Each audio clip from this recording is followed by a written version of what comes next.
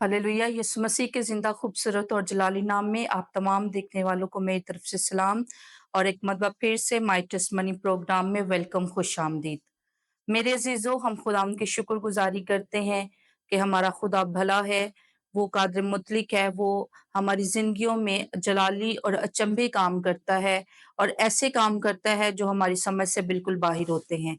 और हम खुदावंद की शुक्रगुज़ारी करते हैं कि इसी तरह खुदा जीससवियन चर्च के अंदर अपनी बड़ी कुदरत के साथ, अपने बड़े जलाल के साथ अजीब और जलाली तरीके से काम कर रहा है। लोग बदरूहों से रिहाई हासिल कर रहे हैं, छुटकारे को हासिल कर रहे हैं, लोग गुनाहों से निजात को हासिल कर रहे हैं, बीमारियों से शिफा को हासिल कर रहे हैं। हम खुदा उनकी शुक्रगुज़ारी करते हैं कि आज भी खुदा ने इस ज़मीन पर अपने अज़ीम ख़ादमों को रखा है जिनके वसीला से खुदा काम करता है। और हम खुदा उनकी दिल से शुक्रगुज़ारी करते हैं खुदा के ख़ादिम पास्टर औरंगज़ेब बशारत के लिए, जिनको खुदा अपनी बड़ी कुदरत के साथ जीससवियन चर्च के अंदर इस्तेमाल कर रहा है ताकि खुदा के नाम को और ज़्यादा जलाल मिले, खुदा की और ज़्यादा लोग जो हैं वो खुदा की बादशाही के लिए तैयार हों। हम खुदा उनकी शुक्रगुज़ारी करते हैं। ज़बूर 9 उसकी एक आयत में लिखा है कि मैं अपने पूरे दिल से खुदा उनकी शुक्रगुज़ारी करूँगा और उसके बड़े कामों का बयान करूँगा। हम खुदा उनकी शुक्रगुज़ारी करते हैं कि खुदा हमारे चर्च के अंदर बहुत बड़ी-बड़ी गवाहियों को पैदा कर रहा है। हम खुदा उनकी शुक्रगुज़ारी करते हैं। आज फिर मेरे अज़ीज़ों, हम एक बड़ी और अज़ीम गवाही के साथ आपके दरमियान में मौजूद हैं और आज हम इस गवाही के ज़रिए खुदा के बड़े कामों का बयान करेंगे और खुदा के नाम को जलाल देंगे। आज हमारे दरमियान में बहन कौसर मौजूद हैं और हम इनकी आज गवाही को सुनेंगे कि किस तरह खुदा ने इनको बदरूहों से आज़ाद किया और खुदा इनकी ज़िंदगी के अंदर एक बहुत बड़े छुटकारे को लेकर आया। बहन कौसर, आपको माय टेस्टिमनी प्रोग्राम में वेलकम, खुशामदीद। आप हमारे तमाम देखने वाले बहन-भाइयों को अपने बारे में बताइए। मेरी तरफ से सबको सलाम। मेरा नाम कौसर अदनान है। ਅਸੀਂ ਪਿੱਛੋਂ ਦੇ ਰਹਿਣ ਵਾਲੇ ਹਾਂ, ਚੁਕੇਲ ਦੇ ਤੋਂ ਨੇ। ਅਸੀਂ ਇੱਥੋਂ ਸੂਤਰ ਮਿਲਦੇ ਰਹੇ ਸੀ ਤੇ ਮੇਰੀ ਗਵਾਹੀ ਹੈ 2006 ਦੀ। ਤੇ ਮੈਨੂੰ ਨਾ ਬਦਲੂਆਂ ਦਾ ਮਸਲਾ ਸੀ, ਕਾਫੀ ਜ਼ਿਆਦਾ, ਇੰਨਾ ਕੁ ਜ਼ਿਆਦਾ ਸੀ। ਤੇ ਪਹਿਲੀ ਦਫਾ ਮੇਰੇ ख्वाब 'ਚ ਆਇਆ ਤੇ ਮੈਨੂੰ ਉੱਥੇ ਮੇਰਾ ਮਸਲਾ ਸ਼ੁਰੂ ਹੋ ਗਿਆ। ਇੰਨਾ ਜ਼ਿਆਦਾ ਹੋ ਗਿਆ ਕਿ ਮੈਨੂੰ ਇੰਨਾ ਡਰ ਖੌਫ ਲੱਗਦਾ ਹੁੰਦਾ ਸੀ ਕਿ ਮੈਂ ਬਹੁਤ ਜ਼ਿਆਦਾ ਡਰਨੀ ਹੁੰਦੀ ਸਾਂ। ਨਾ ਰਾਤ ਮੈਨੂੰ ਕਿਤੇ ਸਕੂਨ ਹੁੰਦਾ ਸੀ, ਨਾ ਦਿਨ ਹੁੰਦਾ ਸੀ। ਮੇਰੇ ਅੱਬੂ ਹੋਰੀ ਮੈਨੂੰ ਲੈ ਕੇ ਜਾਂਦੇ ਸੀ ਦੁਆਵਾਂ ਦੇ ਵਿੱਚ, ਅੱਛੇ-ਅੱਛੇ ਖਾਦਮਾਂ ਕੋਲ, ਜਿੱਥੇ ਉਹਨਾਂ ਸੁਣਨਾ ਉੱਥੇ ਮੈਨੂੰ ਲੈ ਕੇ ਜਾਂਦੇ ਹੁੰਦੇ ਸੀ। ਲੇਕਿਨ ਮੈਨੂੰ ਕੋਈ ਫ਼ਰਕ ਨਹੀਂ ਸੀ ਪਿਆ ਹੈਗਾ ਕਿ ਮੈਂ ਫੇਰ ਵੀ ਰਾਤ ਦਿਨ ਮੈਨੂੰ ਬਸ ਸਕੂਨ ਨਹੀਂ ਸੀ ਹੁੰਦਾ, ਡਰ ਖੌਫ ਬਸ ਇਹੀ ਰਹਿਣਾ ਕਰਨਾ। ਮੈਂ ਰਾਤ ਦਿਨ ਰੋਣਾ ਕਰਨਾ, ਇੰਨਾ ਕੁ ਰੋਣਾ ਕਰਨਾ ਕਿ ਬਹੁਤ ਜ਼ਿਆਦਾ ਰੋਣਾ ਕਰਨਾ। ਫਿਰ ਮੇਰੀ ਸ਼ਾਦੀ ਹੋ ਗਈ, ਸ਼ਾਦੀ ਤੋਂ ਬਾਅਦ ਵੀ ਮੇਰਾ ਇਹੀ ਮਸਲਾ ਰਹਿੰਦਾ ਹੁੰਦਾ ਸੀ। ਮੈਂ ਰਾਤ ਵੀ ਡਰਨਾ, ਦਿਨ ਵੀ ਡਰਨਾ, ਰੋ ਕੇ ਬਸ ਕੱਢਣਾ ਕਰਨਾ। ਕੋਈ ਸਕੂਨ ਹੀ ਨਹੀਂ ਸੀ ਹੁੰਦਾ ਜ਼ਿੰਦਗੀ ਦੇ ਵਿੱਚ ਹੈਗਾ ਕਿ ਇੰਨਾ ਜ਼ਿਆਦਾ ਮੈਂ ਰੋਣਾ ਕਰਨਾ, मतलब आप ਪਰੇਸ਼ਾਨ रहना करना।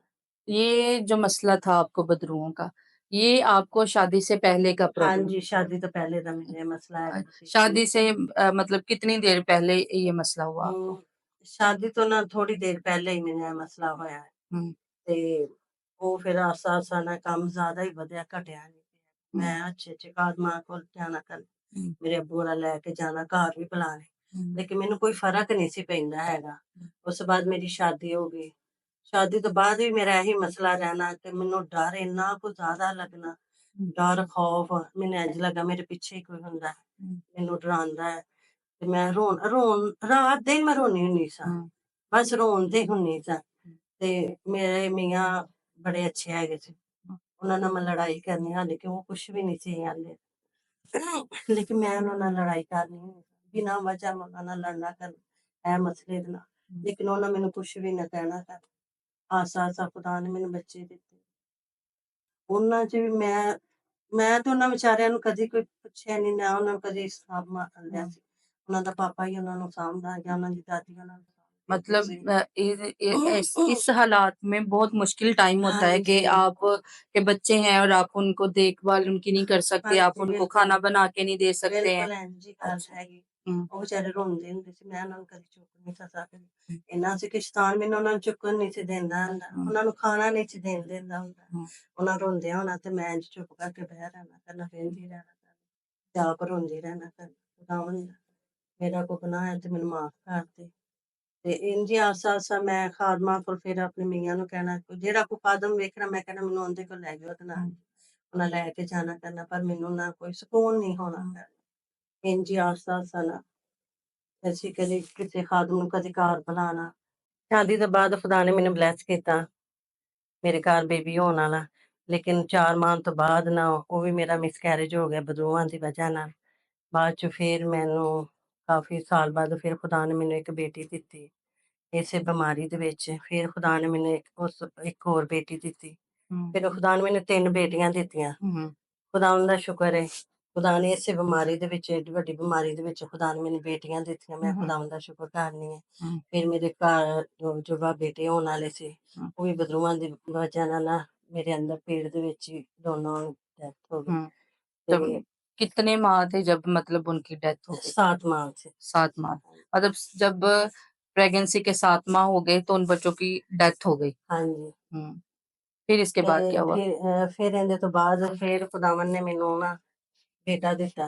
हुँ, 2 ਸਾਲ ਬਾਅਦ ਫਿਰ ਖੁਦਾਵੰਦ ਨੇ ਮੈਨੂੰ ਇੱਕ ਬੇਟਾ ਦਿੱਤਾ। हुँ, ਖੂਬਸੂਰਤ ਖੁਦਾਵੰਦ ਦਾ ਸ਼ੁਕਰ ਕਰਦੀ ਹਾਂ। हुँ, ਫਿਰ ਅਸੀਂ ਉੱਥੋਂ ਫਿਰ ਕਾਫ਼ੀ ਪਾਸਟਰਾਂ ਕੋਲ ਜਾਂਦੇ ਰਹੇ, ਘਰ ਵੀ ਸਾਡੇ ਆਉਂਦੇ ਰਹੇ, हुँ, ਲੇਕਿਨ ਮੈਂ ਕਦੀ ਬਾਬਿਆਂ ਕੋਲ ਕਦੀ ਵੀ ਨਹੀਂ ਸੀ ਗਈ, ਨਾ हुँ, ਕਦੇ। ਲੋਕੀ ਆਂਦੇ ਸੀ, ਲੇਕਿन मैं कहती थी नहीं, मेरा खुदा जिंदा, मैनू शिफा हुँ, जरूरत हैगा। तो जिस तरह बाजी आपने बताया कि मतलब जब आपका पहला बच्चा आपने कंसीव किया, तो 4 माह के बाद उसका मिसकैरेज हो गया। हाँ फिर जी, खुदा ने आपको 3 बेटियाँ दी। बेटियां दी, हाँ जी, 3 बेटियाँ दी, फिर उसके बाद जब आप ने कंसीव किया तो खुदा ने आपको जुड़वाँ बच्चों के साथ ब्लेस जी। किया।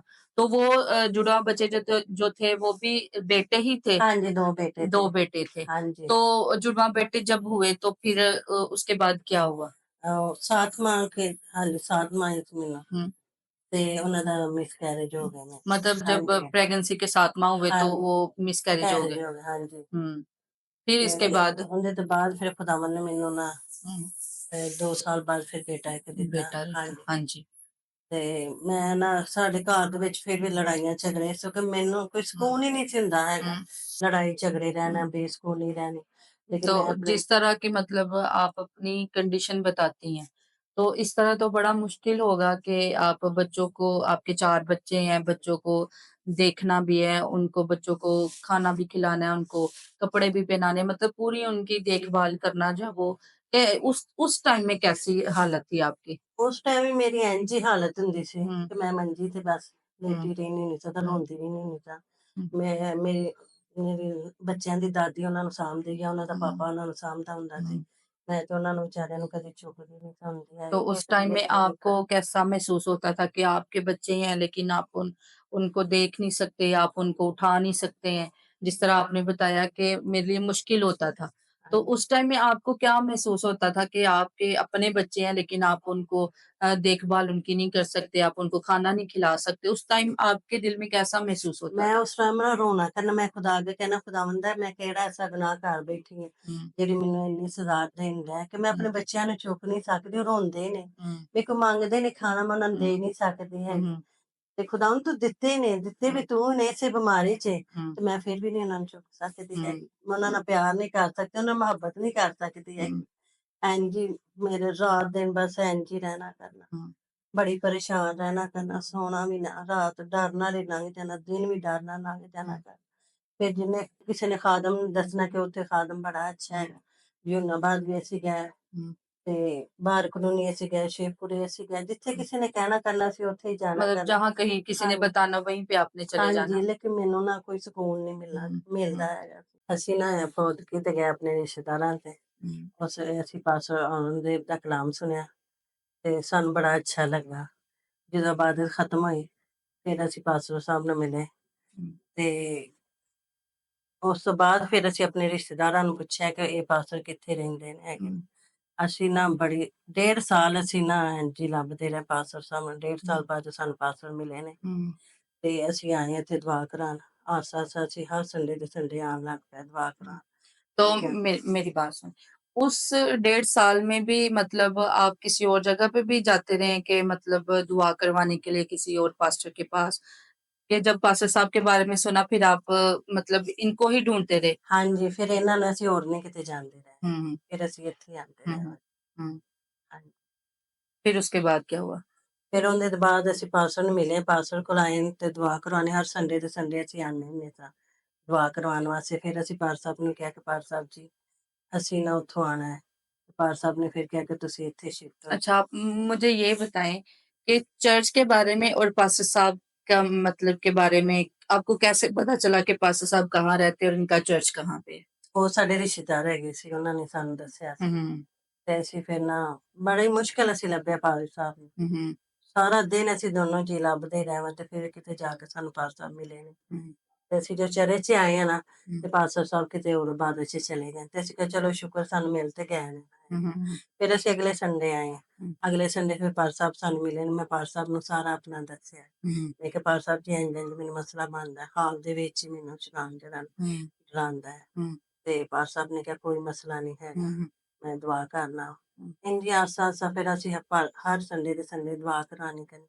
ਜਿਵੇਂ-ਜਿਵੇਂ ਮੈਂ ਇਸ ਚਰਚ 'ਚ ਆਉਣਾ करना हुँ। ਮੈਨੂੰ ਨਾ ਸਕੂਨ ਹੁੰਦਾ जाना फिर जब मैं। जब आप चर्च हाँ आते जी, तभी आपको हाँ जी, मतलब दुआ करवानी। महसूस होता था कि पहले हाँ से जी, फ़र्क है? हाँ जी, ਮੈਨੂੰ हाँ जी। ਨਾ ਸਕੂਨ ਹੋਣਾ ਕਰਨਾ। हुँ, ਮੈਂ ਫਿਰ ਪਾਲ ਸਾਹਿਬ ਨੂੰ ਮੈਂ ਦੱਸਿਆ ਕਿ ਪਾਲ ਸਾਹਿਬ ਜੀ ਮੈਨੂੰ ਇੱਕ ਖ਼ਾਬ ਆਈ, ਖ਼ਾਬ ਦੇ ਵਿੱਚ ਮੈਂ ਵੇਖਿਆ ਕਿ ਮੈਂ ਸੁੱਤੀ ਹਾਂ ਤੇ ਮੇਰੇ ਦਿਮਾਗ ਦੇ ਵਿੱਚੋਂ ਨਾ ਬੜੇ ਕੀੜੇ ਨਿਕਲੇ। हुँ, ਕੀੜੀਆਂ ਤੇ ਕੀੜੇ ਇੰਨੇ ਜ਼ਿਆਦਾ ਨਿਕਲੇ ਨੇ, ਬਹੁਤ ਜ਼ਿਆਦਾ ਹੀ हुँ, ਨਿਕਲੇ ਨੇ। ਤੇ ਪਾਲ ਸਾਹਿਬ ਨੇ ਕਿਹਾ ਚਲੋ ਹੁਣ ਤੈਨੂੰ ਬਾਜੀ ਸ਼ਿਫਾ ਹੁੰਦੀ ਜਾਣੀ। हुँ, ਇੰਝ ਹੀ ਫਿਰ ਅਸੀਂ ਇੱਥੇ आ गए, ਇੱਥੇ शिफ्ट हो गए मैं। हुँ। तो बाजी जिस तरह अभी आपने बताया कि किस तरह मतलब आप एक इबादत में गए, वहाँ पर आपने खुदा के खादिम से जो है वो खुदा के कलाम को सुना और आपने बताया कि वो कलाम आपकी ज़िंदगी को छुआ उस कलाम ने हाँ और जी, उस कलाम ने आपकी ज़िंदगी पे काम किया, हाँ असर किया। तो इबादत के बाद आप खुदा के खादिम को मिले, पास्टर साहब से मिले हाँ जी, और पास्टर साहब से बात की। हाँ जी, लेकिन आप पास्टर साहब को जानते नहीं थे हाँ कि जी, मतलब बिल्कुल। पास्टर साहब कहाँ से हैं, कहाँ रहते हैं, इनका नाम क्या है? हाँ जी, मतलब आप कुछ भी नहीं जानते थे। बिल्कुल हाँ तो जी, फिर मतलब आपने बताया कि उसके बाद 1.5 साल तक आप पास्टर साहब को ढूँढते रहे, ढूँढते पास्टर हाँ जी, औरंगज़ेब को कि पास्टर साहब कहाँ रहते हैं, अपने रिश्तेदारों से, अपने जो मिलने वाले थे, आप उनसे पूछते रहे कि हाँ पास्टर जी, साहब कहाँ। तो आपके ज़हन में ये था कि पास्टर साहब कहीं दूर से आते हैं, हाँ जी, कहीं मतलब आउट ऑफ सिटी से आते हैं या हाँ जी, किसी और दूर के एरिया से हाँ आते हैं, जी, हाँ जी, ਅਸੀਂ ਇੰਝ ਹੀ समझते ऐसे ही थे। हाँ समझते जी, रहे आप।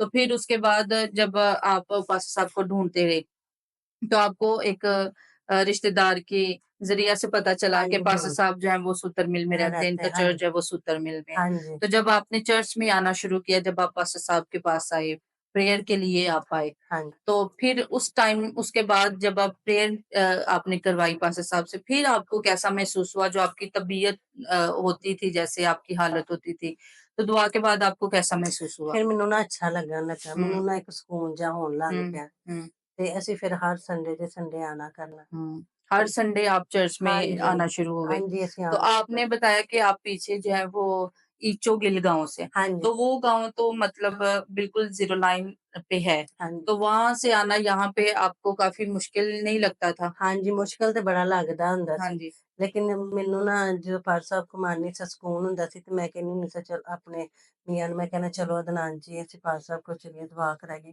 हुँ, हुँ, ਇਸੇ ਕੋਈ ਪਾਲ ਸਾਹਿਬ ਕੋ ਜਦੋਂ ਦੀ ਮੈਂ ਦੁਆ ਕਰਾਉਣ ਲੱਗੀ ਮੈਨੂੰ हुँ, ਬੜਾ ਨਾ ਸਕੂਨ ਹੋਣ ਲੱਗ हुँ, हुँ, ਪਿਆ। ਆਸਾ ਆਸਾ ਫਿਰ ਪਾਲ ਸਾਹਿਬ ਨਾਲ ਗੱਲ ਹੋਣੀ ਫਿਰ ਪਾਲ ਸਾਹਿਬ ਨੇ ਅਸੀਂ ਕਿਹਾ ਪਾਲ ਸਾਹਿਬ ਜੀ ਅਸੀਂ ਨਾ ਉੱਥੋਂ ਆਪਣਾ ਘਰ ਛੱਡ ਕੇ ਤੇ ਇੱਥੇ ਆਉਣਾ हुँ, ਚਾਹੁੰਦੇ ਹਾਂ। हुँ, ਫਿਰ ਅਸੀਂ ਆਪਣਾ ਘਰ ਛੱਡ ਕੇ ਇੱਥੇ ਰੈਂਟ ਤੇ ਰਹਿੰਦੇ ਹਾਂ। हुँ। मतलब वहाँ से आपने ਹਾਂਜੀ, अपना घर, खुद का घर छोड़ ਹਾਂਜੀ दिया, ਛੱਡ चर्च के लिए ताकि आप ਹਾਂਜੀ चर्च आ ਚਰਚ 'ਚ सकें। ਅਸੀਂ ਇੱਥੇ ਰੂਟੀਨ ਨਾਲ ਹਰ संडे ਦੇ हुँ, संडे ਅਸੀਂ हुँ, ਆ हुँ। ਜਾਇਆ ਕਰੀਏ। पहले आप सिर्फ़ आप और आपके हस्बैंड चर्च में ਹਾਂਜੀ, आते थे। ਆਂਦੇ ਹੁੰਦੇ ਸੀ हुँ, ਲੇਕਿन ਹੁਣ ਮੇਰੇ ਬੱਚੇ ਆਂਦੇ ਨੇ हुँ, ਤੇ ਅਸੀਂ ਸਾਰੇ ਆਨੇ ਸੰਡੇ ਹਰ ਸੰਡੇ ਦੇ ਸੰਡੇ ਅਸੀਂ ਚਰਚ ਆਨੇ हुँ, ਹਾਂ हुँ, ਤੇ ਖੁਦਾਵੰਦ ਦਾ ਸ਼ੁਕਰ ਹੈ ਫਿਰ ਆਸਾ-ਆਸਾ ਪਾਲ ਸਾਹਿਬ ਨੂੰ ਘਰ ਵੀ ਅਸੀਂ ਬੁਲਾਣਾ ਕਰਨਾ, हुँ, ਦੁਆ ਕਰਵਾਣੀ ਕਰਨੀ। हुँ, हुँ, ਆਸਾ-ਆਸਾ ਮੈਨੂੰ ਨਾ ਸਕੂਨ ਹੋਣ ਲੱਗ हुँ, ਪਿਆ।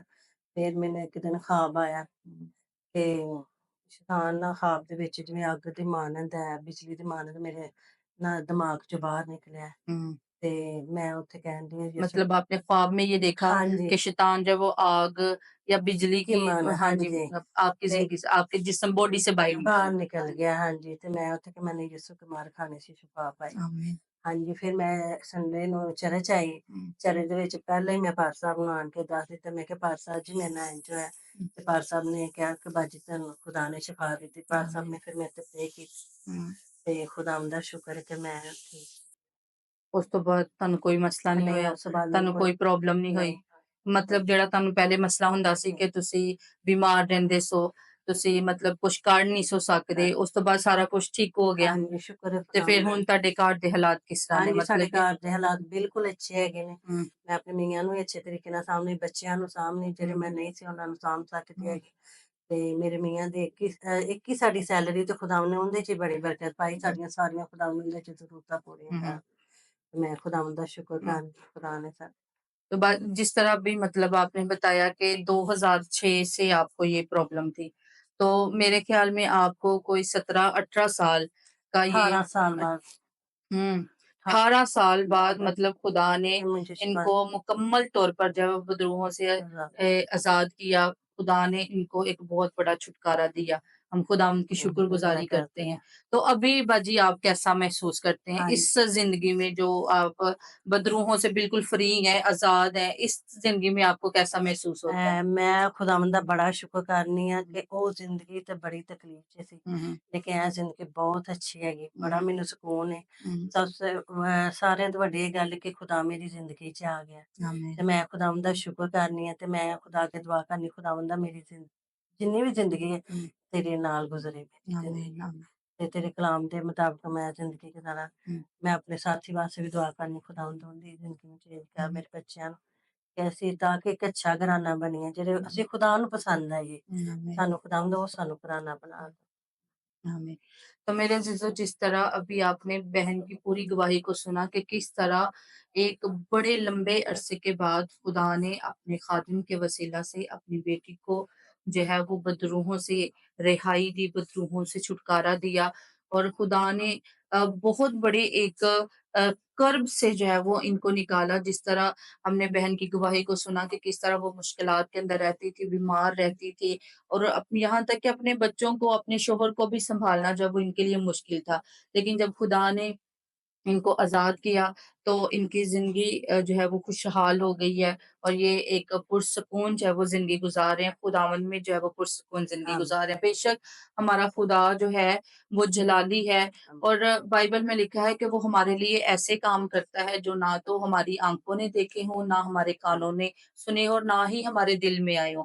हम खुदावंद की शुक्रगुज़ारी करते हैं इस बड़ी गवाही के लिए, इस बड़े छुटकारे के लिए जो खुदा ने बहन की ज़िंदगी के अंदर पैदा किया और खुदा ने इस बहन को जो है वो बदरूहों से रिहाई दी। हम खुदा उनकी शुक्रगुज़ारी करते हैं और मेरे अज़ीज़ों अगर आप भी किसी तरह की मसले के अंदर हैं, किसी बदरूहों के अंदर जकड़े हुए हैं, बीमारी के अंदर मुब्तला हैं, अगर आप भी चाहते हैं कि खुदा आपको जो है वो शिफ़ा बख्शे, खुदा आपको बदरूहों से आज़ाद करे या आपका कोई किसी भी तरह का कोई मसला है, तो आप हमारे प्रेयर लाइन नंबर पर कॉल करके खुदा के खादिम पास्टर औरंगज़ेब बिशारत से अपने लिए दुआ करवा सकते हैं, ताकि खुदा आपकी ज़िंदगी के अंदर भी इसी तरह बड़े-बड़े और जलाली काम करे।